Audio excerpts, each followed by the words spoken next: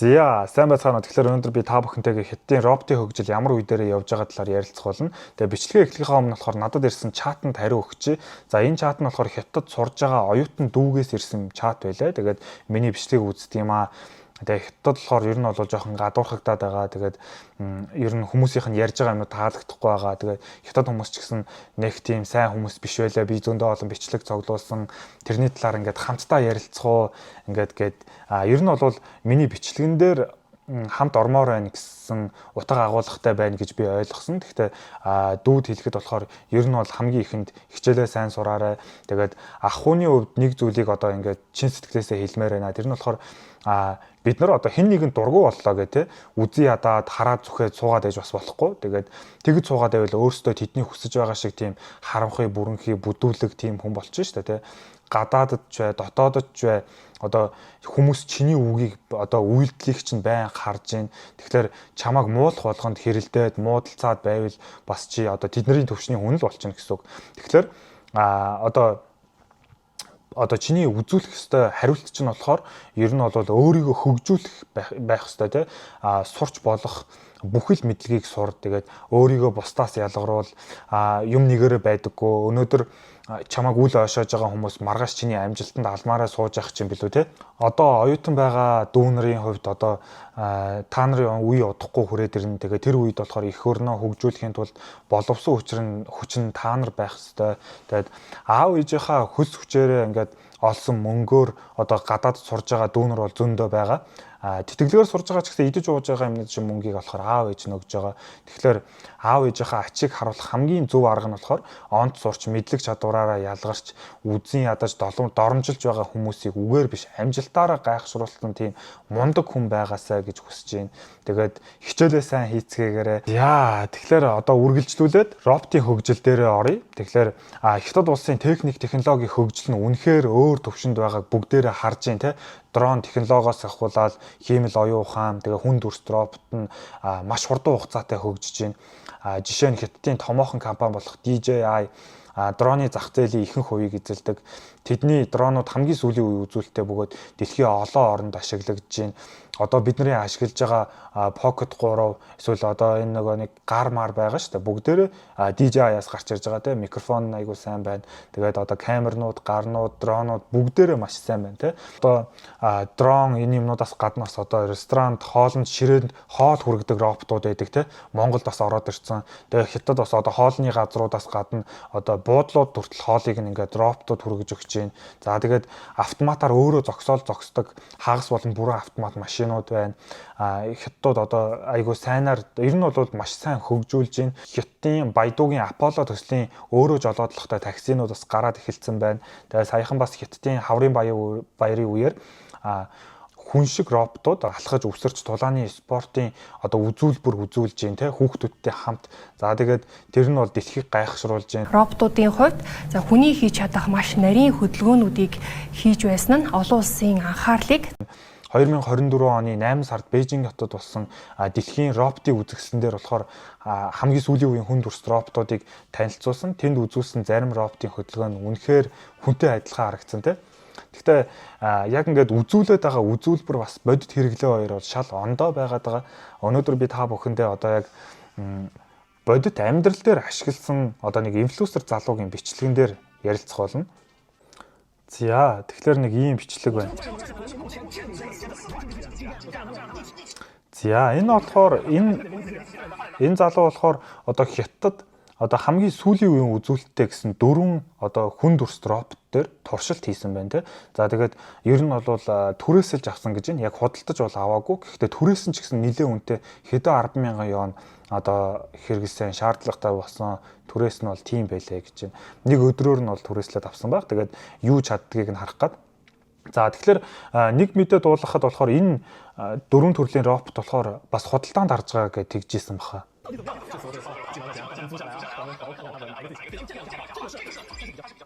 За тэгээд одоо энэ 4 хүн дүрс роботон дээр одоо хэн хамгийн сайн одоо хүнд тусалж чадхаар байна. Тэр нэг челленж хий гэсэн байна. Тэгээд хамгийн ихнийх нь болохоор Жун Чин. За энэ нь болохоор хамгийн эхнийх нь болохоор биеийн хүчин үзүүлэлтээр арай сайн гэж байна. За тэгэхээр одоо хүнд юм өргөдөг ажлууд бас байгаа тий. За одоо монголчууд бол айгүй сайн хийдэг шүү дээ. Солонгос ч юм уу олон улсад. Тэгэхээр энэ роботууд одоо айл нүлгэж байгаа ч юм уу тий. Юм зөөж байгаа ажлыг аваад тэгээд тэр хүмүүс бүр ямар ч ажилгүй болох нь уу яадаг чсэн бас харъя тий. Юу хийж чаддгийг. За хоёр дахь нь болохоор Юшу гэдэг робот байна. Тэр нь арай ухаалаг гэж байна. За гурав дахь нь болохоор Линси гэдэг. Энэ нь болохоор ер нь бүх юмнууд нь дундаж яг нэг тийм онцгойрсон юм бол байхгүй юм байна. Бүгдийг нь чаддаг гинэ тэр нь. За хамгийн сүүлийнх нь болохоор Тингун гэж байна. Яг одоогоор болохоор яг юу хийж чаддгийг нь мэдэхгүй. Ядч гэсэн айгүй өндөр байна гэж хэлж байна.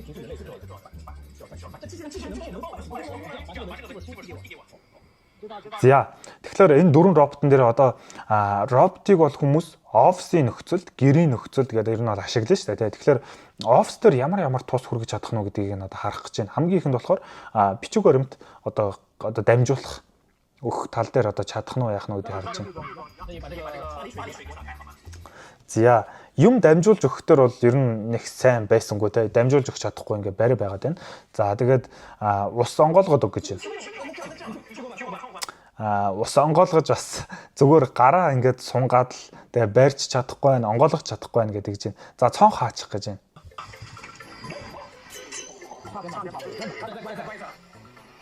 За цонхоо хаах гэж байгаад ер нь унах гэж байна те. Дахиад нэг хаач. За бараг л хаалаа.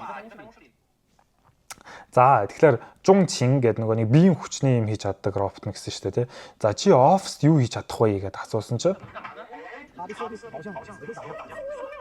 Энэ робот нь болохоор зөвхөн зодтолдож чаддаг юм байна. Тэгэхээр нөгөө үзүүлбэр үзүүлэлээдсэн робот нь энэ л бахал та. Зүгээр зодтолдож чаддаг өөр юм бол хийж чадахгүй юм шиг байна. Тулааны горимтой. Яагаад гэдгийг мэдэхгүй зүгээр ойртонгууд л цохих гээд өөдөөс дайраад байна гинэ. За өмнөх хоёр одоо Юшу Жун Чин гэдэг хоёр роботон дээр болохоор нэг сэтгэл хангалуун бус байна гэдэг чинь. Тэгээд нөгөө хоёр роботон дээр одоо юу хийж чадахыг харах гэж байна. За Линси гэдэг ер нь юм чаддаг гэсэн шүү дээ. Тэрийгээр сантал ойртуулаад өг гинэ.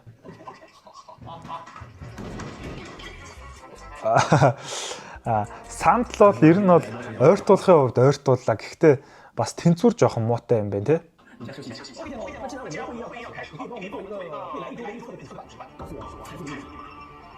За санхүүгийн нууцыг надад хэлээд өгөөч. Одоо эх 7 хоногийн одоо нөгөө юуны хувьцааны одоо эргэлтийг хаашаа явахаар байна. Тэрийг бас ингээд зураад гаргаад өгөөч гэд бал өгөөд самбар дээр одоо зуруулах гэж байна.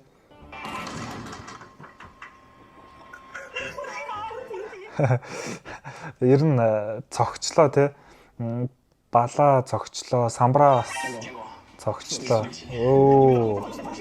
Хуруу хугарсан байна. Тэгэхээр жоохон баримжаа жоохон муутай юм те. Урталт нь хэр хол зайтай юм байгаа талаар ингээд баримжаа жоохон муутай. Хурууга хугартал цогсон байна. Тэгэхээр бас хүчний хувьд бас яг өөрийгөө зохицуулах чадал жоохон чадвар муутай юм уу? За, гэрийн нөхцөлд.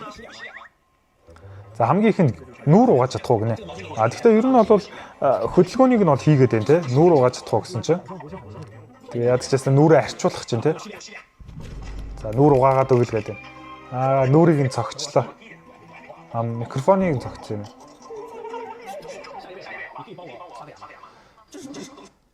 Нүүрийг нь ер нь бол өвдөлтөл арчлаа гэдэг гэж байна. За дараагийнх нь болохоор Юшу гэдэг робот нь. Шүдэ угаалах гэж байна те. Дээшээ доошоо ямар ч тийм орон зайн баримжаа бол алга. За шүд угаагаад өг гинэ. Шүд угаагаад өг гэсэн чинь. За бас шүд угаахс нь бас нэг таалагдсангүй л гэдэг чинь. Үнэхээр хэцүүхэн л байна гэдэг чинь. За энэ болохоор Жун Чин гэдэг нөгөө тулааны робот нь шүү дээ те. Тулааны роботто миний үсийг анслаад өг гинэ. Нүүрөө гацсан шүдээ анслчлаа одоо үс. Зодтолдох гол. За ер нь энэ Жун Чин гэдэг нь болохоор ер нь бол зүгээр зодтолдох л өөр юм бол ерөөсөө огт хийж чадахгүй юм байна те.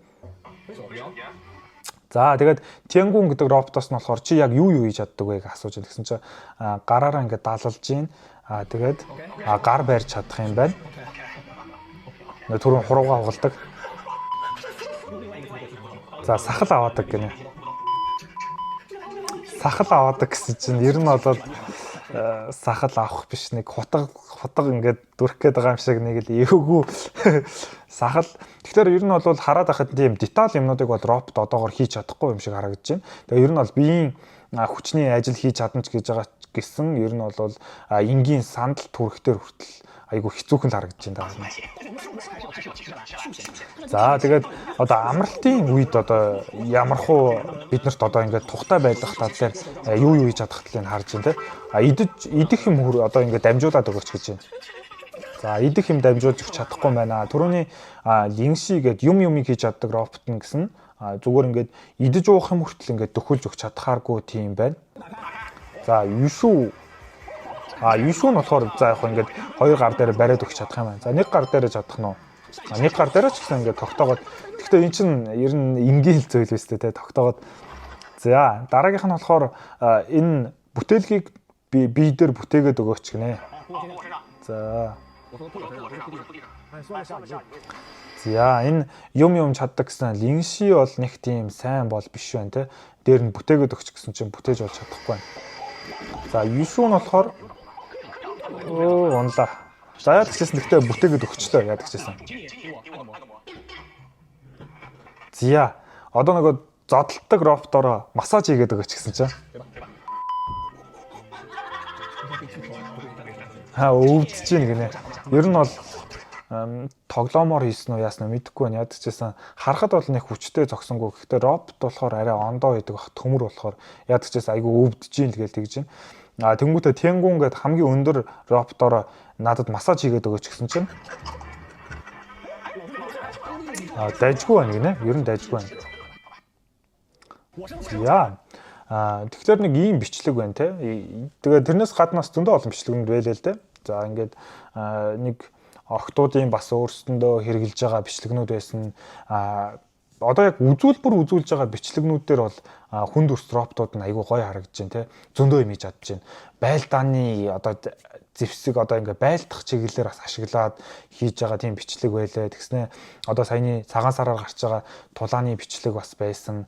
Тэгээд бас одоо 2024 оны дэлхийн роботын үзэсгэлэн дээр болохоор бас яг хүн дүрстэй яг хүн шиг роботууд байсан чинь гэхдээ бас фейлцсэн юмнууд яг бодит амьдрал дээр бас зөндөө байгаад илээ.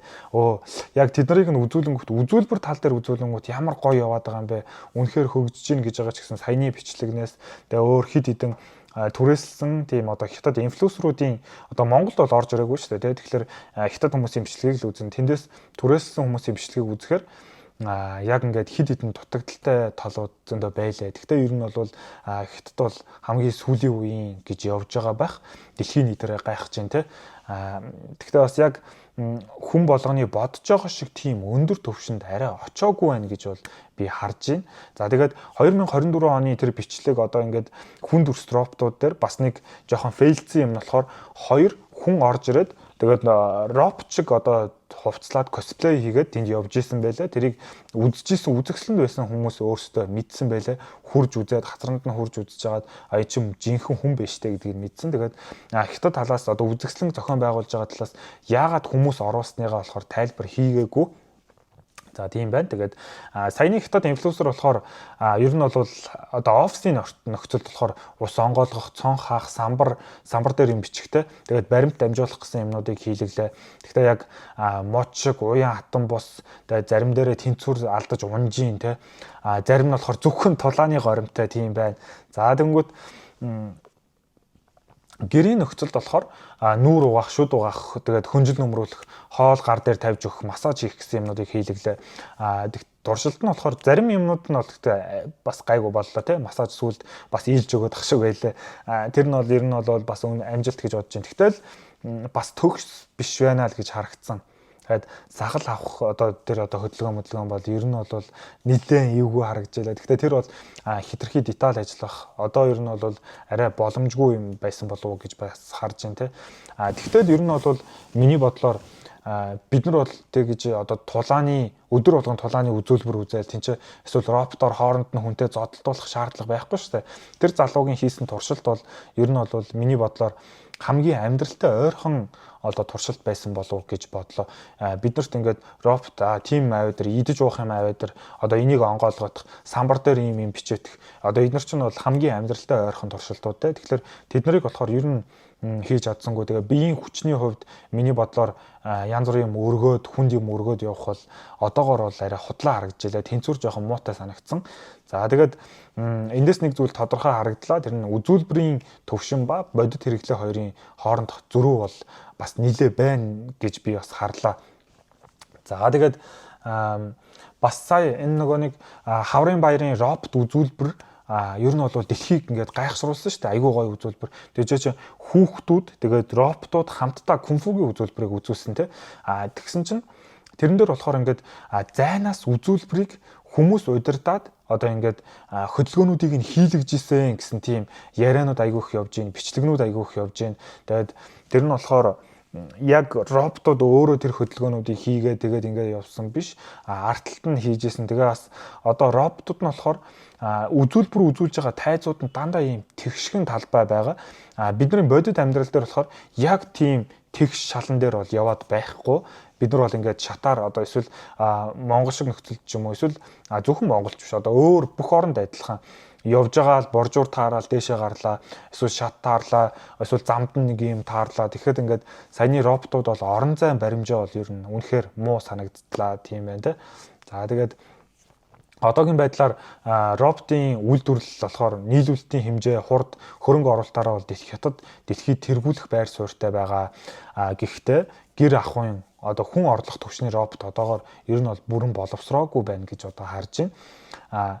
Зарим хүмүүс болохоор робот хөгжүүл хүмүүс ажилгүй болноо, нийгэм баян ядуугийн одоо туйлд хүрнэ ч гэдэг юм уу те. Тэр талаасаа одоо ярьж байна. За зарим талаасаа болохоор хүнд хэцүү ажлыг одоо робот хийгээд ах юм бол бидний амьдрал илүү сайжирнаа. Зарим хүмүүсийн одоо хийдэг ажлууд бол үнэхээр аюултай одоо онцгойгийнх ч юм уу үнэхээр аюултай ажил хийдэг шүү дээ. Тэдний оронд роботууд явах юм бол бидний ажлыг олон хүнийг аварна гэснээр тэр бас онцгойд ингэж одоо амь насаа гарцдан байж одоо аварч байгаа тэр одоо хүмүүс манаас амь нас ингэж хохирох шаардлагагүй болж байна. Тэгээ шин төрлийн ажлын байрнууд за роботууд ингээд бидний ажлыг авчлаа. Гэхдээ биднэрт бас ингээд орлого санхүү эргэлдэж явах хэрэгтэй болохоор бусад хүмүүст бас хэрэгтэй тийм ажлын байрнууд бас гарах байх гэж харж байна. За миний харснаар бол одоогийн төвшөнд байгаа роботууд технологи сонирхолтой гайхалтай ч хүнийг бүрэн орлох хэмжээнд бол ялчгүй хүрээгүй байна те. Үзүүлбэр дээр бол гайхамшигтай. Харин бодит амьдрал дээр бол туршилтын шатандаа л явж байгаа хэмжээний харагдаж байна. Тэгээд ирээдүйд юу болохыг хинч мэдэхгүй магадгүй 10 жилийн дараа бид нар роботтой хамт амьдраад тэр нь энгийн зүйл шиг болцсон байх юм билүү. Бас юу ч болж магадгүй. Одоогоор бол арай болоогүй байна гэж харж байна. Тэгээд та бүхэн юу гэж бодож байна? Комент хэсэгт үлдээгээрэй. Баярлалаа.